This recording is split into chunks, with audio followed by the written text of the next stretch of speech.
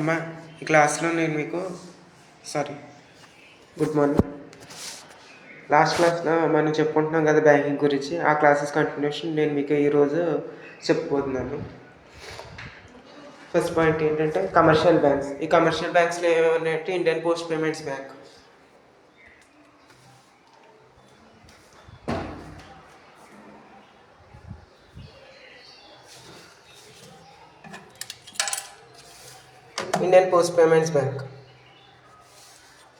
Next registered ఇందులో ఏంటంటే IPPB, registered as a public company under companies act, 100% owned by Department of Post and Information Technology, and it's obtained its license from Banking and Regulation Act to start as a payment bank. ఏమంటున్నారంటే ఇక్కడ payment bank కింద work out చేయడానికి Indian post office services ఏం చేసిందంటే మనకి Indian post payments bank అనేది తీసుకురావడం అయితే జరిగింది.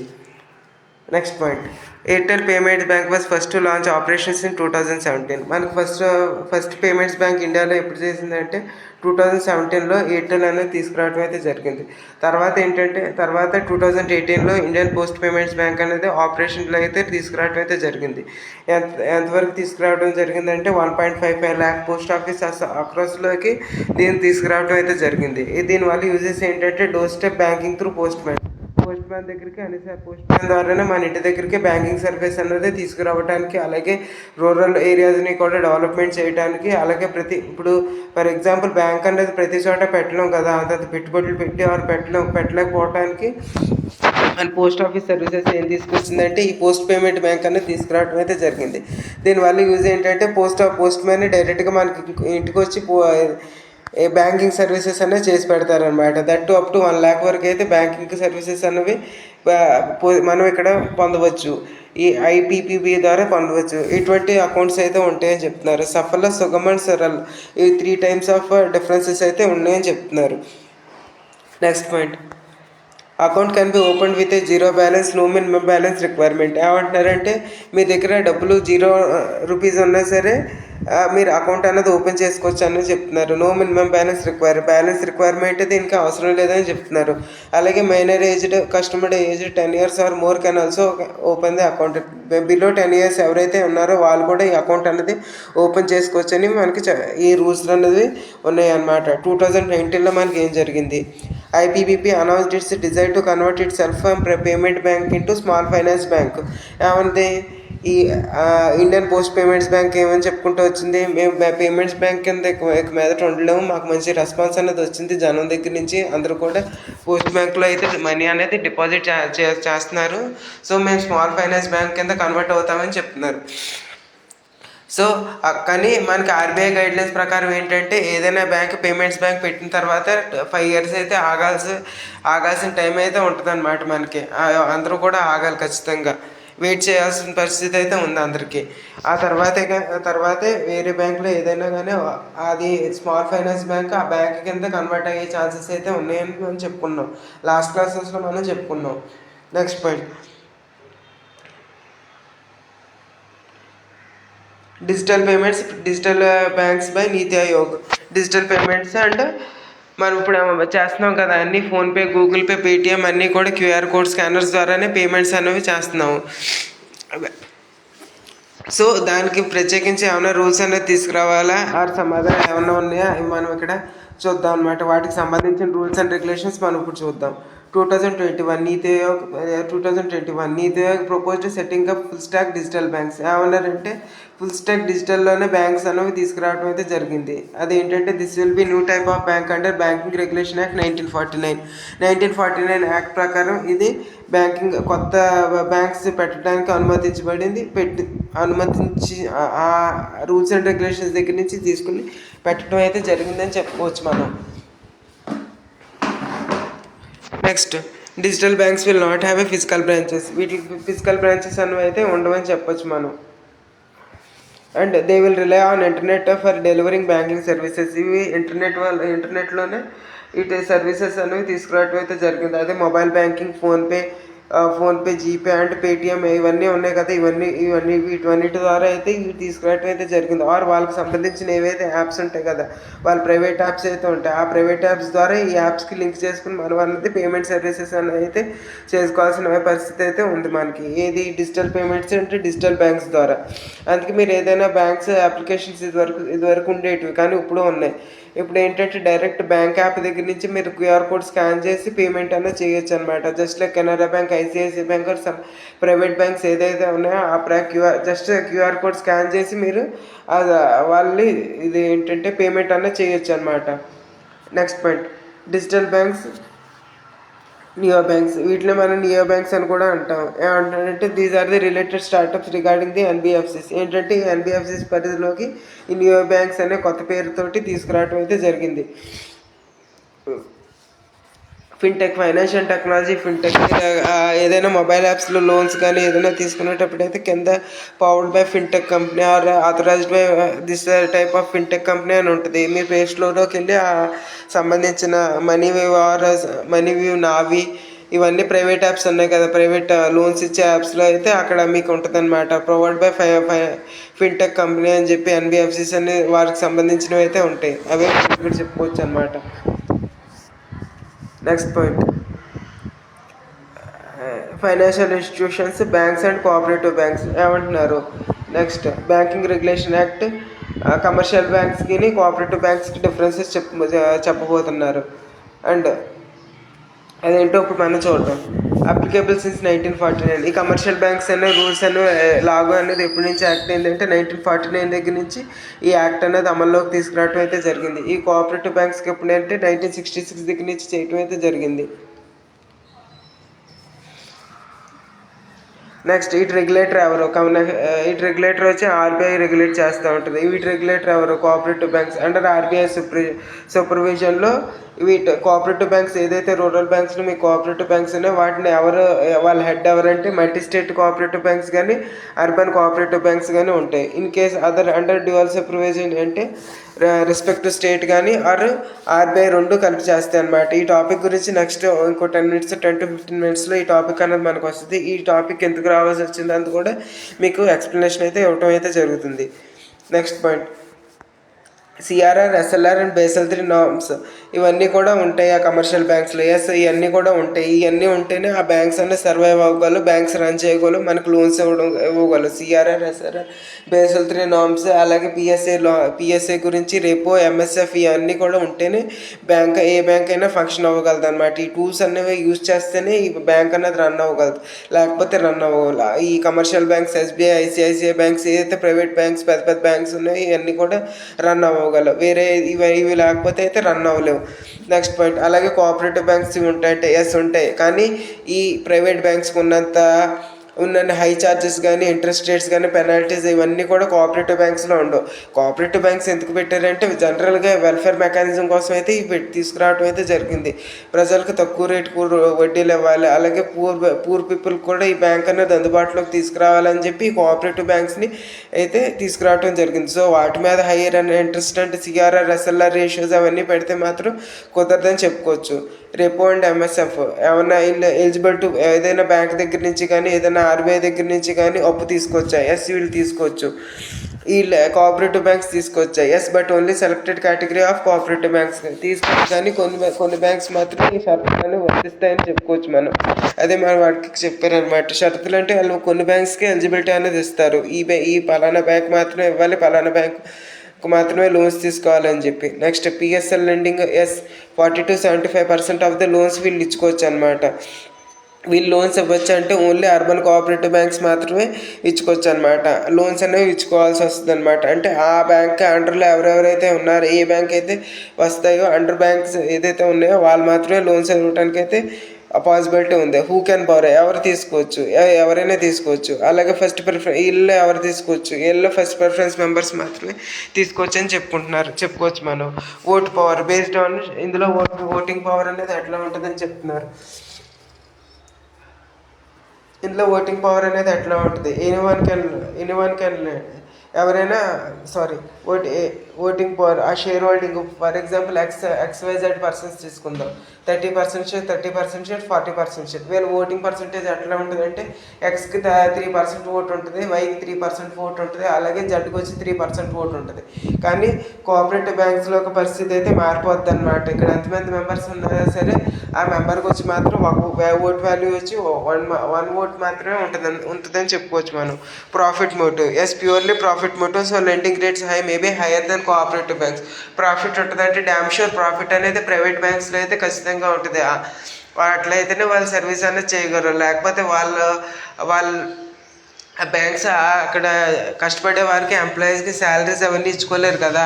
వీళ్ళు కూడా వెల్ఫేర్ మెకానిజంలో రన్ చేస్తాయి. సో ఫర్ దట్ పర్పస్ ఏంటంటే డెఫినెట్గా ప్రాఫిట్ అనేది ఉంటుంది.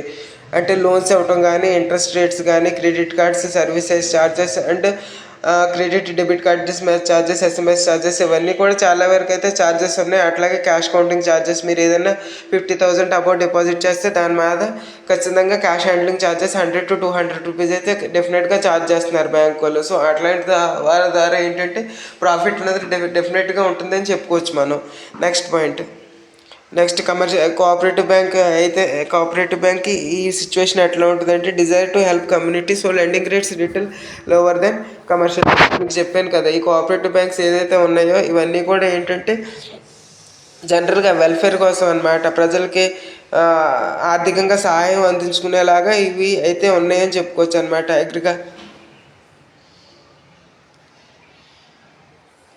అగ్రికల్చరల్ లోన్స్ కానీ అగ్రికల్చరల్ కానీ చిన్న వ్యాపారం చేసుకునే వాళ్ళకి లోన్స్ కానీ అవి ఇవ్వటం అయితే జరుగుతుందని చెప్పుకోవచ్చు మనం. ప్రాఫిట్ నెక్స్ట్ పాయింట్లోకి వెళ్దాం. Presence all India and overseas branches, వీటికి ఎక్కడెక్కడ ఉన్నాయని చెప్తున్నారు.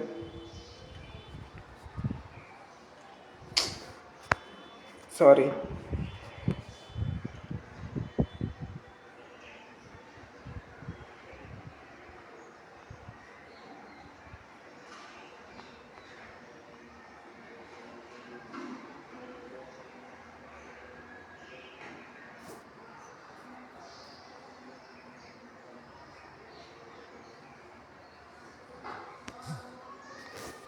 చేయటమ్మా.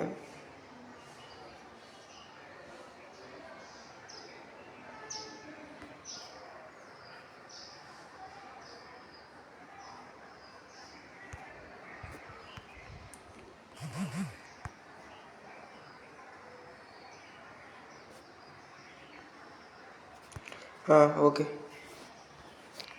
Next profit desire to help the community. So lending rates are higher than lower than commercial banks. అంటే ఏదైతే ఉన్నాయో ఈ లోన్స్ అనేవి కూడా తక్కువ రేట్కే ఇస్తారని చెప్తున్నారు. Presence all India overseas branches, అన్ని బ్రాంచెస్ దగ్గర అన్ని కంట్రీలో అన్ని స్టేట్స్లో వీటి బ్రాంచెస్ అనేవి అయితే ఉన్నాయి. మీరు కూడా చూస్తూనే ఉంటారు. ఇవి ఎక్కడ కనిపిస్తాయి? Cooperative bank mainly Gujarat, Maharashtra, Andhra Pradesh and Tamil Nadu. ఈ ఏరియాస్లో మాత్రమే కోఆపరేటివ్ బ్యాంక్స్ అనేది ఫంక్షనింగ్ అయితే జరుగుతుందని చెప్పుకోవచ్చు అనమాట మనం. నెక్స్ట్ పాయింట్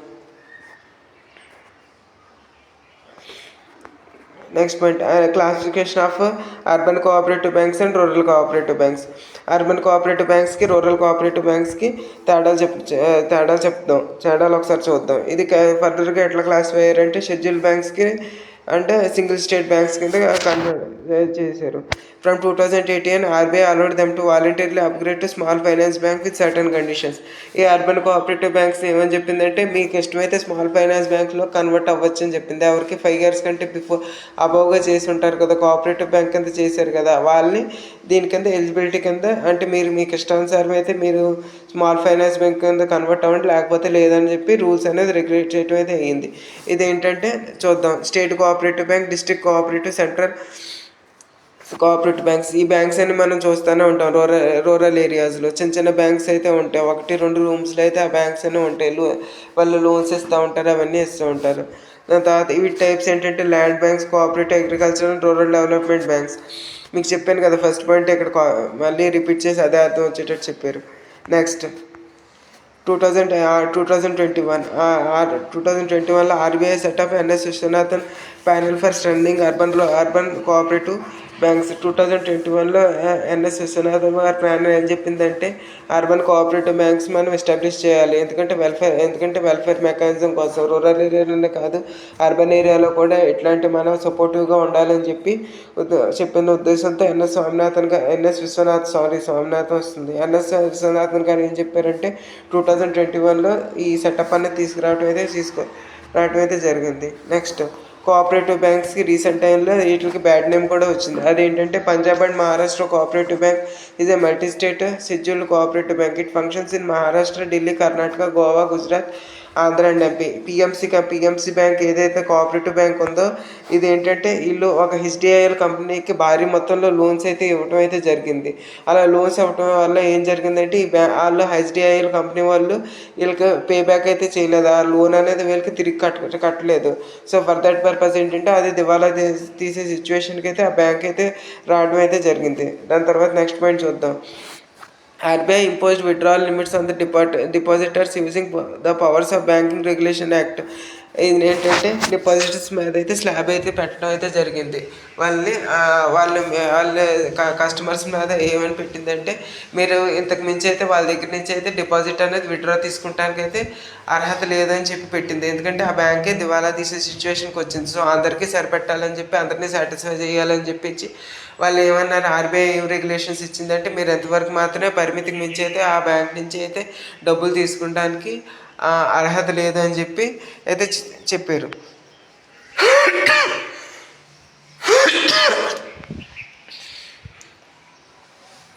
నెక్స్ట్ పాయింట్, ఇలాంటి సిచ్యువేషన్లో ఏం జరిగిందంటే 2021లో సిచ్యువేషన్ ఏమైందంటే ఈ పిఎంసి బ్యాంక్ ఏదైతే ఉందో ఇది యూనిటీ స్మాల్ ఫైనాన్స్ బ్యాంక్లోకి మర్జ్ చేశారనమాట. ఎందుకంటే ఇది రెవెన్యూ లాస్లో నడుస్తుంది. ఈ లాస్లో నడుతుంటే అటు డిపాజిటర్స్ని అందరినీ దగా చేయలేరు, మోసం చేయలేరు. సో ఇప్పుడు పరిస్థితి ఏమైందంటే యూనిటీ స్మాల్ ఫైనాన్స్ బ్యాంక్ లిమిటెడ్లోకి దీన్ని కన్వర్ట్ చేసుకొచ్చారనమాట.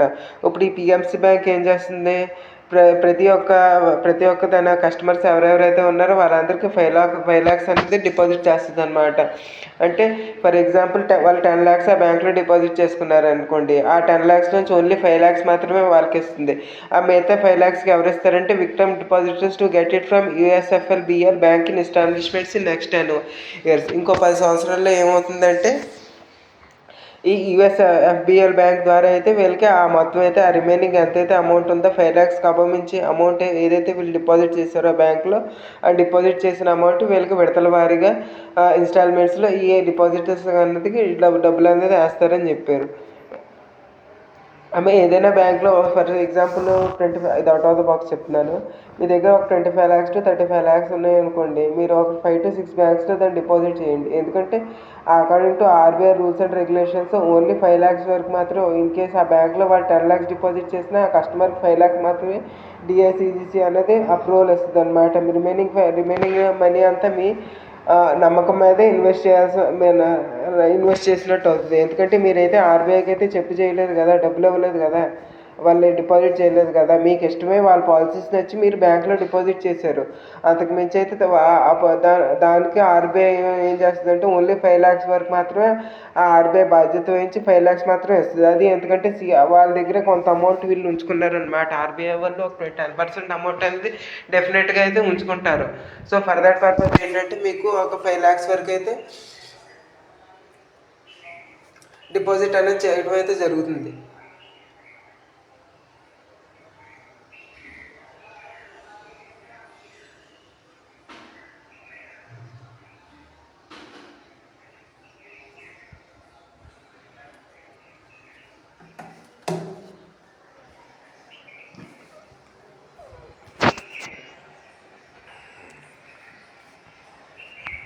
నెక్స్ట్ పాయింట్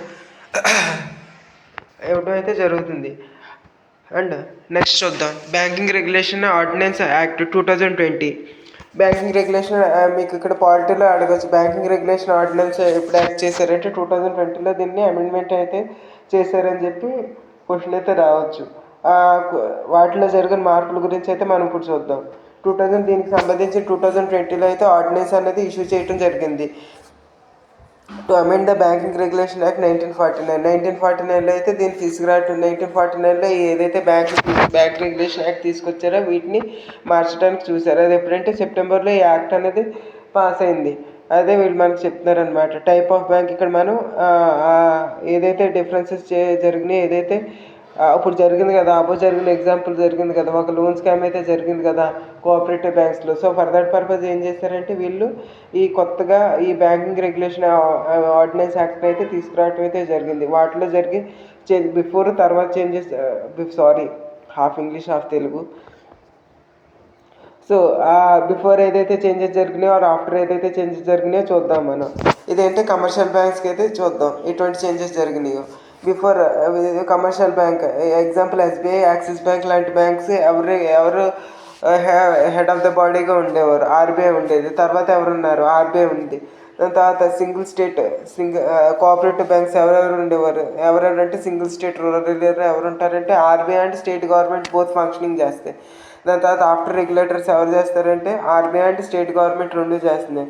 దాని తర్వాత అర్బన్ కోఆపరేటివ్ బ్యాంక్స్లో ఎవరు చేస్తున్నారు, ఆర్బీఐ ప్లస్ స్టేట్ గవర్నమెంట్ ఇప్పుడు ఎవరు చేస్తున్నారు. దాని తర్వాత ఆర్బీఐ ఓన్లీ మాత్రమే చేయడానికి అర్హత ఉంది.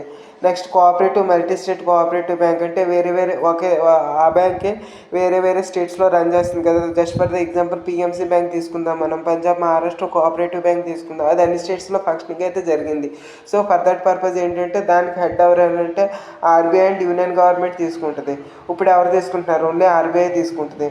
అలాగే cooperative primary agricultural credit societies ఎవరు తీసుకుంటారంటే స్టేట్ గవర్నమెంట్ తీసుకుంటుంది. ఇప్పుడు ఎవరు తీసుకుంటున్నారు, స్టేట్ గవర్నమెంట్, నో చేంజ్.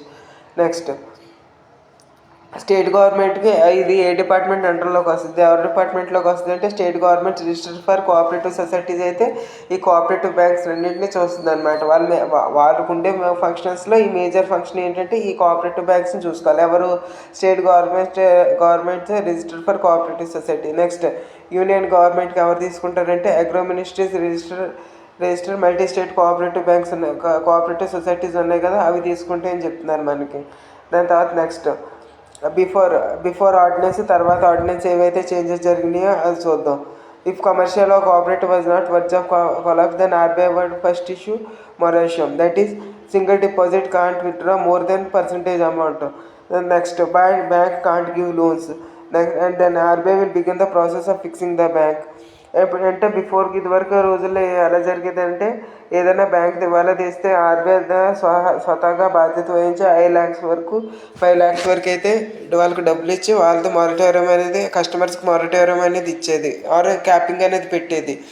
ఏమనంటే మీరు ఎంతవరకు మాత్రమే విత్డ్రాల్ చేసుకోవాలి అమౌంట్, ఇంతకు మించి అయితే మీరు విత్డ్రాల్ చేసుకుంటానికి లేదని చెప్పి వాళ్ళకి సర్టన్ రూల్స్ అండ్ రెగ్యులేషన్స్ అయితే ఇచ్చేది. ఇప్పుడు ఈ ఆర్డినెన్స్ ఇచ్చిన తర్వాత పొజిషన్ అయితే మారిపోయింది. అదేంటంటే it makes technical reforms for easier and faster amalgamation merger restructuring of weak banks. ఏంటంటే ఏదైతే వీక్ బ్యాంక్స్ అయితే కంట్రీలో రన్ అవుతున్నాయో ఆ వీక్ బ్యాంక్స్ ఏదైనా స్ట్రాంగ్ బ్యాంక్కి కొలాబరేట్ అయ్యి మర్జ్ అయ్యి ఈ ఎవరైతే పబ్లిక్ ఆర్ కస్టమర్స్ ఉన్నారో వీళ్ళకి హాని కలగకుండా ఆ బ్యాంక్స్ మర్జ్ అయితే సరిపోతుంది. ఇదివరకు ఏదైతే ఉందో బ్యాంక్ దివాలా తీస్తే అందరూ గోల పెట్టేవారు, మా బ్యాంక్ పోయింది, మా డబ్బులన్నీ సర్వనాశనం అయినాయి అని చెప్పి. కానీ ఇప్పుడు ఏం జరిగిందంటే పరిస్థితి అయితే అట్లా లేదు. సిచ్యువేషన్ అయితే సిచ్యువేషన్ ఎట్లా ఉందంటే ఏదైతే లాస్ అయిన బ్యాంక్ ఉందో ఆ లాస్ అయిన బ్యాంకు ఏదైనా పెద్ద బ్యాంక్తో కొలాబరేట్ అయ్యి చేసుకోవచ్చు అనమాట. దీనివల్ల ఈ పెద్ద బ్యాంక్స్కి బెనిఫిట్ ఏంటంటే వీరికి ఫ్రీగానే కస్టమర్స్ దొరికారు కదా. ఫర్ ఎగ్జాంపుల్ మరి Andhra bank merger union bank of India తీసుకోండి, ఆంధ్ర బ్యాంక్లో మంచి కస్టమర్స్ అయితే ఉన్నారు. డెఫినెట్గా ప్రతి ఒక్క 50% of members Andhra Pradesh and Telangana అందరికీ ఆంధ్ర బ్యాంక్లో అయితే అకౌంట్స్ అయితే జనరల్గా ఉంటాయి. ఎందుకంటే అది గవర్నమెంట్ బ్యాంక్తో సమానంగా అని చెప్పి ఎప్పటి నుంచో బ్యాంక్ అన్నది ఉంది కాబట్టి వాళ్ళు ఏం చేసేవారంటే డెఫినెట్గా అందరూ కూడా ఆంధ్ర బ్యాంక్లో అకౌంట్ అనేది ఓపెన్ చేసుకునేవారు. సో ఇప్పుడు ఈ యూనియన్ బ్యాంక్ ఆఫ్ ఇండియాకి ప్రాఫిట్ ఏంటంటే వీళ్ళకి ఫ్రీగానే కస్టమర్స్ అందరూ దొరికారు. సో వీళ్ళు డిఫరెంట్గా మార్కెటింగ్ అనేది చేయాల్సిన అవసరం అయితే లేదు. వీళ్ళు ఏదైనా సర్వీసెస్ ప్రొవైడ్ చేసుకోవచ్చు, లోన్ సర్వీసెస్ కానీ and other loan services, credit card services, debit card services ఏదైనా చేసుకోవచ్చు. ఇదివరకు ఆంధ్ర బ్యాంకులో డిమాండ్ డిపాజిట్కి ఇంట్రెస్ట్ రేట్ అనేది కొద్దిగా తక్కువగా ఉండేది. కానీ ఇప్పుడు ఏంటంటే కొన్ని పైసల వరకు అయితే దాన్ని ఇంక్రీజ్ చేసి యూనియన్ బ్యాంక్ ఆఫ్ ఇండియా అయితే దాన్ని ఇస్తుంది అనమాట, ఎఫ్డి కింద ఇస్తుంది. సో అట్లాంటి పొజిషన్స్, అట్లాంటి టాక్టిక్స్ అన్నీ కూడా ఇప్పుడు ఈజీగానే బెనిఫిట్ అయింది. దీనివల్ల ఆ పెద్ద బ్యాంకు బిగ్ బ్యాంక్ కూడా లాస్ అవ్వలేదు, అలాగే ఈ చిన్న బ్యాంక్ కూడా ఇప్పుడు లాస్ అవ్వలేదు అని మనం చెప్పుకోవచ్చు.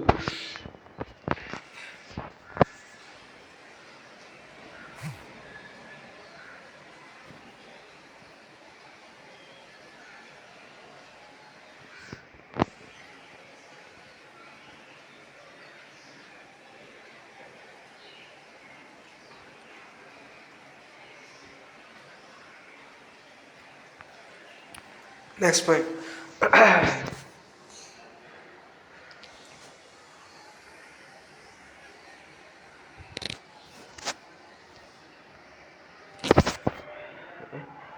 Next provisions for vague and weak. ఏంటంటే అప్పుడు రూల్స్ అండ్ రెగ్యులేషన్స్ కూడా వాగ్ అండ్ వీక్. అందుకే రూల్స్ అండ్ రెగ్యులేషన్స్ ఉండే కాదు. ఏదైనా బ్యాంక్ దివాలా తెస్తే ఆర్బీఐ దగ్గర కూడా ఆన్సర్ ఉండేది కాదు. ఏది బిఫోర్ ద అమెండ్మెంట్ యాక్ట్ అయితే వాళ్ళ దగ్గర ఆన్సర్ అయితే ఉండేది కాదు. కానీ ఇప్పుడు ఏమైందంటే bank chairman must not be insolvent or convicted. So before scenario ఏంటంటే డైరెక్ట్గా బ్యాంక్ బిఫోర్ సినారో ఏం జరిగిందంటే డైరెక్ట్గా బ్యాంక్ మేనేజర్నే బ్లేమ్ చేసేవారు. కానీ ఇప్పుడు ఏంటంటే కస్టమర్స్ వల్ల కూడా ఫ్రాడ్ అనేది జరుగుతుంది. So at the end of the day customer point of view కూడా మనం ఆలోచించి వాళ్ళు కూడా రాంగ్ చేశారు కదా, అంటే తీసుకున్న లోన్స్ని రీపే చేయలేదు. సో అది ఆ బ్యాంక్ అనేది దివాలా తీయడానికి వచ్చింది. సో ఫర్ దట్ పర్పస్ ఏంటంటే ఇప్పుడు మారిన సిచ్యువేషన్ ఏంటంటే మనకి bank chairman must not be insolvent or convicted. ఆ బ్యాంక్ చైర్మన్ అనేవాడు ఆడైతే బాధ్యత వహించాడు. కానీ ఇక్కడ కండిషన్ ఏంటంటే ఆర్బీఐ ఆ చైర్మన్ని రిమూవ్ చేయొచ్చు ఆర్ రిమూవ్ చేయకపోవచ్చు. అది ఆర్బీఐ చేతుల్లో ఉంటుంది. అదే మనం ఇక్కడ ఈ నెక్స్ట్ 2 పాయింట్స్లో కూడా చూసుకోవచ్చు. దాని తర్వాత cooperative banks board of directors must have at least 51% of knowledge in experience accounting banking economics అట్లా. ఇక్కడ మనకి ఏం చెప్పుకోవచ్చు అంటే 51% ఆఫ్ ద బ్యాంక్ మేనేజర్స్ ఎవరైతే ఉన్నారో ఇప్పుడు ఫర్ ఎగ్జాంపుల్ ఏదైనా కోఆపరేటివ్ బ్యాంక్లో మెంబర్స్ వచ్చి 6 మెంబర్స్ ఉన్నారనుకోండి, హెడ్ ఆఫ్ ద ఇన్స్టిట్యూట్స్. ఆ 6 మెంబర్స్లో కనీసం 3 మెంబర్స్కి ఆ తదితర సంబంధించిన ఎకనామిక్స్ కానీ అకౌంట్స్ కానీ ఆర్ ఫైనాన్స్కి సంబంధించిన దాంట్లో ఖచ్చితంగా వాళ్ళకి నాలెడ్జ్ ఉండాలని చెప్పి వాళ్ళు మాత్రమే రిక్రూట్ చేసుకోవాలని చెప్పి సర్టన్ గైడ్లైన్స్ అయితే ఆర్బీఐ ద్వారా ఇవ్వడం అయితే జరిగింది. ఏది 2020లో జరిగిన ఆర్డినెన్స్ ద్వారా అయితే ఇవ్వడం అయితే జరిగింది.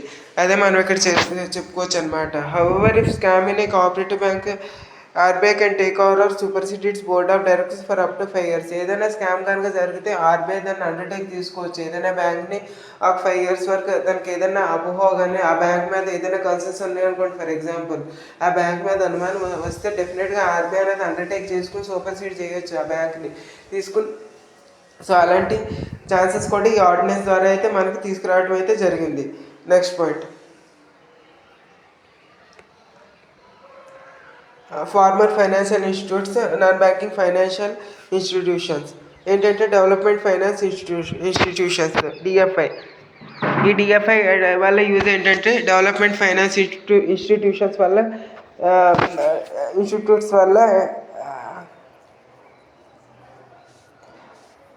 యూజెస్ ఏంటంటే these are meant for medium to long term loans to industries including support services like arranging foreign currency, underwriting, technical management consultancy, bank guarantee. ఈ యొక్క డిఎఫ్ఐ వల్ల యూజ్ ఏంటంటే వీళ్ళు ఎవరికైనా బ్యాంక్ గ్యారంటీ ఇవ్వచ్చు. ఏదైనా పెట్టుబడిదారులు పెడుతున్నారు అనుకోండి, 20 lakhs లోన్ కావాలనుకోండి, వీళ్ళు షూరిటీ ఉండి ఆ 20 lakhs వీళ్ళు ఇవ్వచ్చు.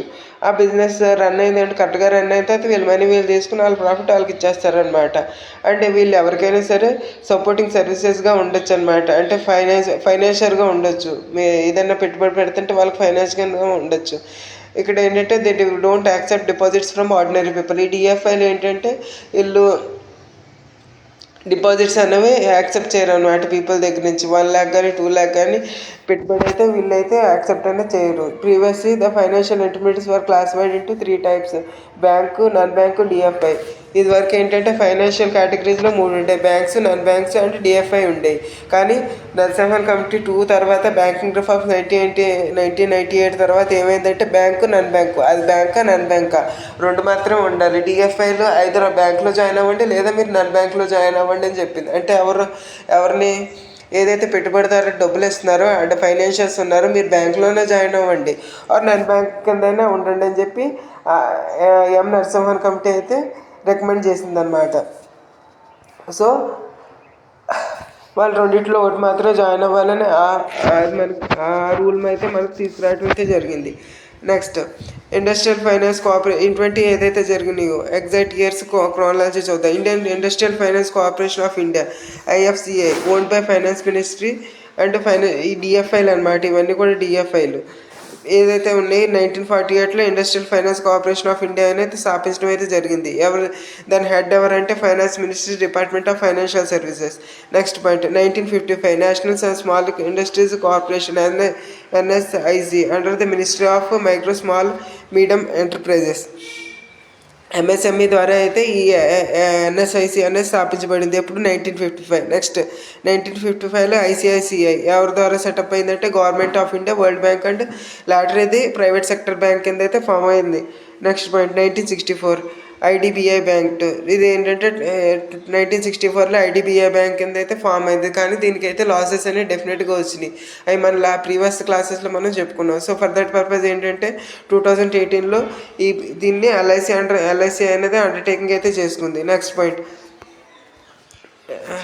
Point India infrastructure finance company limited IIFCL owned by finance ministries department of financial services. ఏంటంటే ఐఐఎఫ్సిఎల్ ఏదైతే ఉందో 2006లో ఎస్టాబ్లిష్మెంట్ అయింది. అది ఫైనాన్స్ మినిస్ట్రీ ద్వారా డెవలప్మెంట్ అయితే జరిగింది. 2021 national bank for financing infrastructure development NABF ID ఏంటంటే ఎన్ఏబి ఫిడ్ ఏదైతే ఉందో 2021 బిల్ ద్వారా 2021లో ఎస్టాబ్లిష్మెంట్ అయితే జరిగింది. దాని తర్వాత నెక్స్ట్ పాయింట్ ఏంటంటే national bank for financing infrastructure and development DFI ద్వారా అయితే వచ్చిందనమాట. దీనికి బడ్జెట్ 2021లో ఏం సెటప్ చేశారంటే 20,000 crore క్యాపిటల్ అయితే దీనికి ఇవ్వాలని నిర్ణయించారు. దాని తర్వాత ఇది ఏం చేస్తుందంటే 5 lakh crore అయితే ఉందో 3 years టర్మ్లో అందరికీ ఇస్తుంది అనమాట. దీని చైర్మన్ ఎవరంటే కేవి కామనాథ్, దీని chairman. It will get funding from RBI, government, world bank and etcetera by issuing bonds in markets. ఏంటంటే దీనికి ఫండింగ్ అనేది ఎక్కడి నుంచి వస్తుందంటే ఆఫ్ కోర్స్ దీనికైతే డిపాజిట్స్ అనేది చేయకూడదు. సో దీనికి ఫర్ దట్ పర్పస్ దీనికి ఫండింగ్ ఎక్కడి నుంచి వస్తుందంటే RBI, government of India, world bank ద్వారా అయితే దీని ఫండింగ్ అయితే ఇవ్వడం అయితే జరుగుతుంది. అమ్మ కొంచెం నా క్లాసెస్ కొంచెం ఇది ఏదైనా క్లాస్ మీకు స్పీడ్గా జరిపితే కొంచెం 0.75x స్పీడ్లో అయితే కొంచెం చూడండి. అంటే ఇక్కడ నేను కవర్ చేసేది 10 minutesకి ఒక పేజ్ కవర్ అయ్యేటట్టు ఉంది. సో చాలామంది మీలో అనుకుంటారు కదా, చాలా ల్యాగింగ్గా చెప్తున్నారంటే జస్ట్ ఎగ్జాంపుల్గా చెప్తే మీకు ఎగ్జామ్ పాయింట్ ఆఫ్ వ్యూలో గుర్తుండాలనే ఉద్దేశంతో నేను ఏం చేస్తున్నానంటే చాలా ల్యాగ్గా చెప్తున్నాను. చాలా ల్యాగ్గా చెప్తున్నాను మీకు నేను లెసన్ అనేది. సో ఈచ్ పాయింట్ కూడా నేను మీకు డీటెయిల్గా ఎక్స్ప్లెయిన్ చేసి చెప్తున్నాను మీకు. సో అందు గురించి అయితే ఇది చాలా ల్యాగింగ్ అయితే ఉంటుంది. మీకు 10 minutesకి వచ్చి ఒక పేజ్ కవర్ అవుతున్నట్టుంది, 1.5 పేజ్ కవర్ అవుతుంది. అంతకుముందు అయితే కవర్ అవ్వట్లేదు 40 minutes ఆఫ్ క్లాస్లో. సో అది ఇందులో ఉండేదే కాకుండా నేను ఎక్స్ట్రాగా కూడా మీకు అది అనలైజ్ చేసుకుని ఎగ్జాంపుల్స్తో మీకు నేను చెప్తున్నాను. ఎందుకంటే ఎగ్జామ్ పాయింట్ ఆఫ్ వ్యూలో మీకు గుర్తు రావాలి. అలాగే టీఎస్పీఎస్సీ గ్రూప్ 1 మెయిన్స్ ఎవరైతే రాస్తున్నారో వాళ్ళకి ఆన్సర్ రైటింగ్ ప్రాక్టీస్కి ఐడియాస్కి రావాలి అని చెప్పి థాట్ ప్రాసెసింగ్ ఇంటర్లింక్ అప్ ఉండాలని చెప్పే ఉద్దేశంతో అట్లా చెప్తున్నాను అనమాట. అలాగే ఆఫ్కోర్స్ ఏపీఎస్సీ గ్రూప్ 1 వాళ్ళకి ఎకనామీ అనేది మెయిన్స్లో ఆబ్జెక్టివ్ రూపంలో అయితే మాత్రమే వస్తుందన్నమాట. అది మీరు ఒకసారి చెక్ చేసుకోండి. Next what is bad bank and NARCL, IRDL. Next అవి మీకు డెఫినెట్గా ఆ టాపిక్ అయితే డెఫినెట్గా తర్వాత అయితే కవర్ చేస్తాను. నెక్స్ట్ వీటి గురించి ఏదైతే మనం డిఎఫ్ఐలు మాట్లాడుకున్నా వాటి గురించి అయితే బోర్డ్స్ చెప్పుకుందాం. ఫస్ట్ ఎగ్జిమ్ బ్యాంకు జనవరి 1982లో స్థాపించబడింది. నాబార్డ్ జూలై 1982. ఎగ్జిమ్ బ్యాంక్ పెట్టిన 7 monthsకి ఈ నాబార్డ్ బ్యాంక్ అనేది పెట్టడం జరిగింది జూలై 1992లో. ఎన్హెచ్బి బ్యాంక్ వచ్చి 1988లో పెట్టారు. సిడ్బీ బ్యాంక్ వచ్చి 1990లో అయితే దీన్ని స్థాపించడం అయితే జరిగింది. నెక్స్ట్ ఎగ్జిమ్ బ్యాంక్ ఒక ఫుల్ ఫామ్ ఏంటంటే export import bank. Next NABARD full form ఏంటంటే national bank for agricultural and rural development. NHB full form వచ్చి national housing bank. SID bank వచ్చి డెఫినేషన్ వచ్చి small industries development bank of India. Next వీటి owners ఎవరు? వీటిలో owners వచ్చి government of India. Next NABARD owner వచ్చి స్టార్టింగ్లో ఎవరంటే RBI held minority stakes in NABARD but 2018లో ఏం జరిగిందంటే 100% గవర్నమెంటే ఓన్ చేసుకుంది. నెక్స్ట్ ఎన్హెచ్బి ఎవరంటే ఆర్బీఐ. ఫస్ట్ ఆర్బీఐ ఉండేది, కానీ 2019 తర్వాత గవర్నమెంట్ ఆఫ్ ఇండియా అయితే దీన్ని టేకప్ చేసింది అనమాట. నెక్స్ట్ వచ్చి సిడ్బీ బ్యాంక్ ఏదైతే ఉందో ఈ SIDBI bank first 100% owned by IDBI బ్యాంకులో చేతుల్లో ఉండేది, కానీ తర్వాత ఏం జరిగిందంటే వీటి షేర్స్ అనేవి ఎస్బీఐ అండ్ ఎల్ఐసి అయితే తీసుకుంటూ జరిగింది. సో ఫర్ దట్ పర్పస్ ఇప్పుడు సిడ్బీ బ్యాంక్ ఏదైతే ఉందో స్మాల్ ఇండస్ట్రీస్ డెవలప్మెంట్ బ్యాంక్ ఏదైతే ఉందో అది only under the management of the SBI and LIC. So ఇక్కడ మనం చూసుకున్నట్లయితే ఈ మూడు కూడా గవర్నమెంట్ ఆఫ్ ఇండియాలో ఉన్నాయి. అలాగే ఇది ఒకటి మాత్రమే ఎస్బీఐ అండ్ ఎల్ఐసి చేతుల్లో ఉన్నాయి. సో నెక్స్ట్ వీటి ఆఫ్ ఫంక్షన్స్ ఏంటి? Promos cross border trade and investment and helps importers exporters with loans and foreign currency. ఏదైతే క్రాస్ బార్డర్లో ట్రేడ్ అనేది జరగాల్సిన సిచ్యువేషన్ ఏదైతే ఉందో అలాంటి సిచ్యువేషన్లో ఏం జరుగుతుందంటే మనకి ఇక్కడ ఈ ఎగ్జిమ్ బ్యాంక్ అనేది యూజ్ అవటం అయితే జరుగుతుంది. అలాగే next point regulatory supervision cooperation plus RRB. ఇది నాబార్డ్ ఏం చేస్తుందంటే కోఆపరేటివ్ సొసైటీస్ ఏదైతే కోఆపరేటివ్ సొసైటీస్ ఉన్నాయో వాటిని డెవలప్మెంట్ చేస్తుంది అనమాట. డెవలప్మెంట్ చేస్తుందంటే వాళ్ళకి ఫైనాన్స్ అవ్వటం కానీ పెట్టుబడులు పెట్టడం కానీ వాళ్ళకి ఇవ్వడానికి అయితే ఇదైతే డెఫినెట్గా అయితే యూజ్ అవుతుందని చెప్పుకోవచ్చు. అంటే వాళ్ళకి కోఆపరేటివ్ బ్యాంక్ ఫైనాన్షియల్గా యూజ్ అవుతున్నారు. Next point finance to banks and NBFCs for housing projects. ఏంటంటే హౌసింగ్ ప్రాజెక్ట్స్కి డెవలప్మెంట్ అవ్వడం కోసం అది పేరులోనే ఉంది కదా, నేషనల్ హౌసింగ్ బోర్డ్ పేరులోనే ఉంది కదా ఇది, అందుకనే ఇది ఓన్లీ హౌసింగ్ కోసం మాత్రమే యూజ్ అవుతుంది. అలాగే స్మాల్ ఇండస్ట్రీస్ డెవలప్మెంట్ బ్యాంక్ ఎవరు అంటే management of SBI and LIC ఎవరి వల్ల అవుతుందంటే అదేం చేస్తుందంటే operates credit guarantee fund small enterprises development fund. ఏంటంటే చిన్న చితకార బ్యాంకులు ఏదైతే చిన్న చితకార ఎవరైతే స్టార్టప్ ఉన్నారో స్టార్టప్ కంపెనీస్కి ఇదైతే ఫండింగ్ అయితే ఇవ్వడం అయితే జరుగుతుందని చెప్పుకోవచ్చు మనం. Next point Udyamimitra .in for loans to small enterprises via schemes like Mudra stand up India and startup India schemes ద్వారా ఏదైతే ఉన్నాయో ఇది లోన్స్ ఇస్తుంది అనమాట. స్మాల్ డెవలప్మెంట్ బ్యాంక్ అనేది లోన్స్ ఇవ్వడం అయితే జరుగుతుంది. అదే వీళ్ళు ఇక్కడ మనకి చెప్పారనమాట. Budget 2019 shifted NHB's regulatory power to RBI. National housing boards regulatory powers ఏదైతే ఉన్నాయో అది ఆర్బీఐ చేతుల్లోకి వెళ్ళిందని చెప్పారనమాట మనకి ఇక్కడ. So NABARD amendment act 2017 facilitate transfer of RBI shares to government. ఇక్కడ మనకి ఏం చెప్తున్నారంటే నాబార్డ్ అమెండ్మెంట్ యాక్ట్ ద్వారా ఏంటంటే ఏదైతే ఉన్నో వాళ్ళ ట్రాన్స్ఫర్ ఉన్నాయో వాళ్ళ ఆర్బీఐ దగ్గర నుంచి గవర్నమెంట్ ఆఫ్ ఇండియాకి ట్రాన్స్ఫర్ అయినాయి అని చెప్పుకోవచ్చు. Next AFIs are not banks because can't accept ఈ ఫైనాన్షియల్ ఇన్స్టిట్యూట్స్ మీకు చెప్పాను కదా, డిఎఫ్ఐలు ఇవన్నీ కూడా ఏదైతే ఉన్నాయో అవి బ్యాంక్స్ కాదని చెప్పారు. ఎందుకంటే వాళ్ళు డైరెక్ట్గా డిపాజిట్ అనేది చేయలేరు కదా, పబ్లిక్ దగ్గర నుంచి వాళ్ళు అయితే మనీ అయితే డిపాజిట్ చేయలేరు అని చెప్పుకోవచ్చు మనం.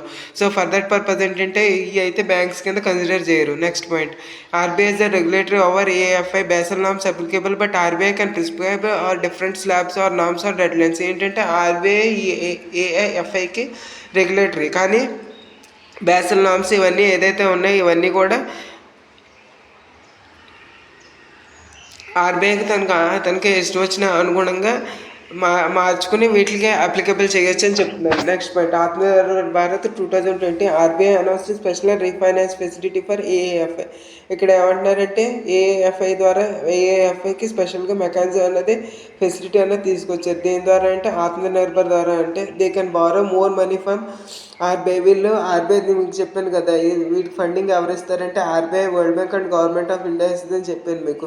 సో ఫర్ దట్ పర్పస్ ఏంటంటే వీటికి ఆత్మనిర్భర్ భారత్ ద్వారా వీళ్ళకి ఫండింగ్ ఎక్కడి నుంచి వచ్చిందంటే ఆర్బీఐ దగ్గర నుంచి వస్తుంది అనమాట. Circulate loan towards agriculture housing MSME foreign trade. మీకు చెప్పాను కదా వీటికి ఎక్కడి నుంచి వస్తుందంటే వచ్చిన డబ్బులు వీళ్ళు అగ్రికల్చర్కి, హౌసింగ్ అండ్ ఎంఎస్ఎంఈ ఫారిన్ ట్రేడ్కి యూజ్ చేస్తూ ఉంటారు. AFI industrial investment bank of India closed in 5th AFI అనమాట. అది ఎప్పుడు క్లోజ్ అయిందంటే industrial investment bank closed in 2012లో ఆ బ్యాంక్ అయితే క్లోజ్ అవటం అయితే జరిగింది.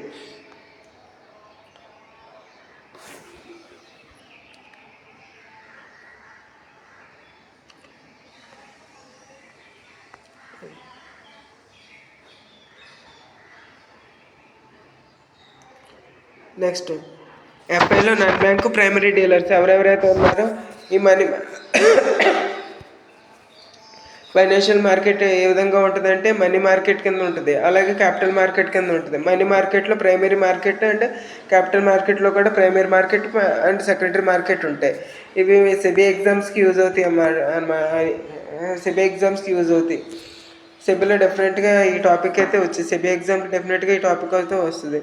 Next they deal in primary market that is directly by Buy fresh G securities from RBI Zkbar platform and sell it in secondary market. Total 20 plus PD licensed by RBI. 14 of them are banks, Standard Chartered Banks, HSBC Bank, SBI, Kotak, etc.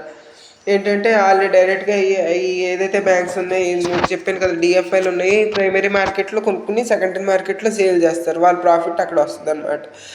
డైరెక్ట్గా వాళ్ళు government securities RBI ఈక్యూబర్ platform నుంచి కొనుక్కుంటారు. వాటిలో ఎవరెవరు ఉన్నారంటే 20 plus PD licensed by RBI ఉన్నారు. అది financial institutes ఎన్బిఎఫ్సిస్లో ఈ ఫైనాన్షియల్ ఇన్స్టిట్యూషన్స్ ఎన్బిఎఫ్సిస్ టాపిక్ ఏదైతే ఉందో అది నేను మీకు నెక్స్ట్ క్లాస్లో అయితే చెప్పబోతున్నాను. ఎన్బిఎఫ్సిస్ ఎవరంటే నేను స్టార్టింగ్ నుంచి చెప్తున్నాను కదా ఫైనాన్స్ కంపెనీలు అని చెప్పి ఎగ్జాంపుల్గా. ఆ ఫైనాన్స్ కంపెనీలే ఎన్బిఎఫ్సిస్ అంటే Shriram city finance, Bajaj finance, Manappuram gold, Muthoot finance and IAFAL gold loan ఇవన్నీ కూడా ఉన్నాయి కదా. ఇవన్నీ ఫైనాన్స్ కూడా వీటి కిందకి వస్తాయని చెప్పుకోవచ్చు మనం. ఇవన్నీ కూడా మనం నెక్స్ట్ క్లాస్లో అయితే ఎక్స్ప్లెయిన్ చేసుకుందాం.